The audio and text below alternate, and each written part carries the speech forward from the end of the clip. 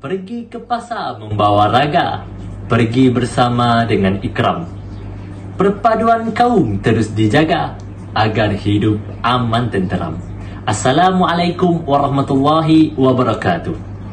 Saya mulakan pidato ini dengan seruan, marilah kita bersyukur kehadrat Allah Subhanahu Wa Taala kerana telah mengurniakan kepada kita sebuah negara yang aman, bebas dan makmur.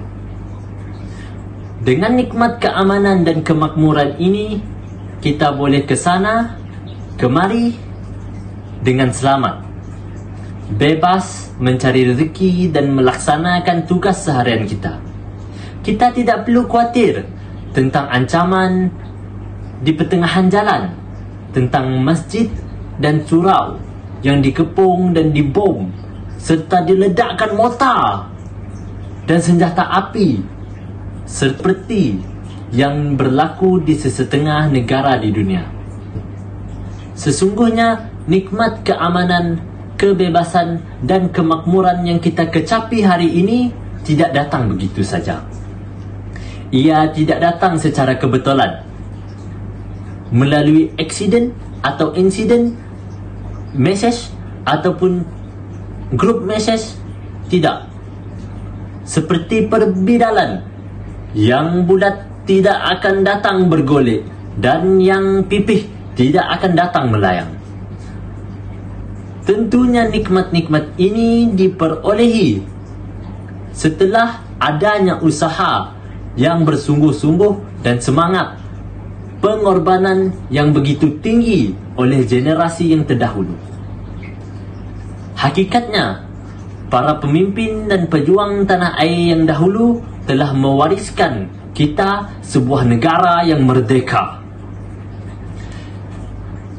Tanpa kegagahan seperti tokoh zaman dulu kala, yang perlu hanyalah semangat Malaysia yang bersatu padu tanpa mengira kaum dan agama, seperti kata pepatah, bersatu kita teguh, bercerai kita roboh.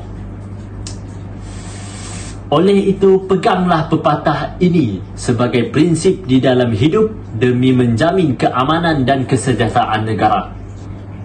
Bagi membalas jasa mereka yang terdahulu, yang pengorbanan mereka tidak terhingga besarnya, dan legasi mereka yang tidak sedikit kesannya.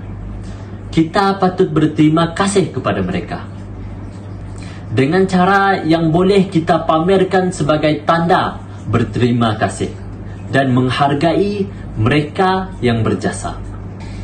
Banyak cara yang boleh kita pamerkan sebagai tanda terima kasih dan menghargai mereka yang berjasa. Antaranya ialah dengan menunjukkan kesetiaan yang tidak berbelah bagi kepada negara ini, melalui komitmen dan kesungguhan yang tinggi untuk berbakti kepada tanah air melalui bidang dan cara masing-masing.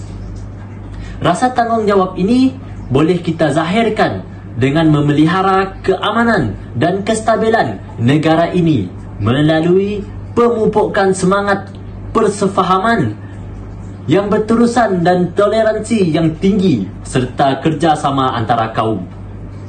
Rakyat Malaysia terdiri daripada pelbagai kaum dan agama perlu menganggapkan diri mereka sebagai bangsa Malaysia yang berfikir dan bertindak ke arah mencapai satu matlamat.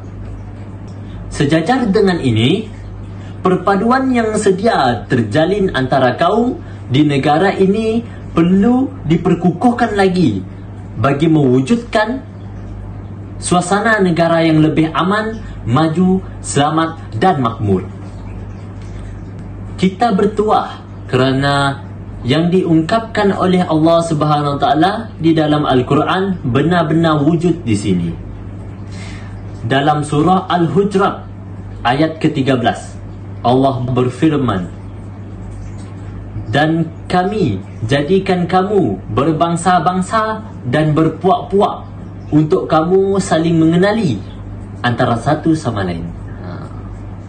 Di Malaysia, kita ada Melayu, Cina, India serta kaum-kaum Bumi Putra di Sabah dan Sarawak serta suku kaum asli di Semenanjung.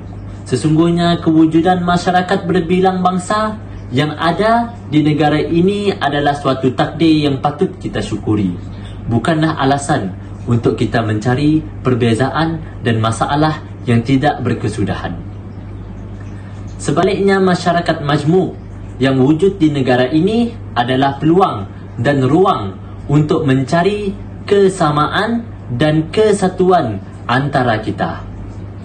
Perbezaan antara kita bukanlah penghalang, sebaliknya adalah khazanah yang tidak ternilai harganya, yang patut dikongsi bersama untuk membawa Malaysia ke arah kecemerlangan. Di mana bumi dipijak, di situ langit dijunjung. Kaki kita berpijak di buminya yang kaya dan berdiri pula di bawah langitnya yang cerah. Di bumi inilah kita dilahirkan, dibesarkan, bersekolah, bekerja, berumah tangga, mati dan dikubur. Tiada sebab untuk kita membenci negara yang begitu berjasa kepada kita. Baik atau buruk, inilah negara kita dan kita tidak ada kemampuan untuk lari daripadanya. Inilah negaraku Malaysia. Nak lagi? Like dan kongsikan kepada rakan-rakan anda atau keluarga atau siapa-siapa saja. Wabillahi taufiq wal hidayah. Wassalamualaikum warahmatullahi wabarakatuh.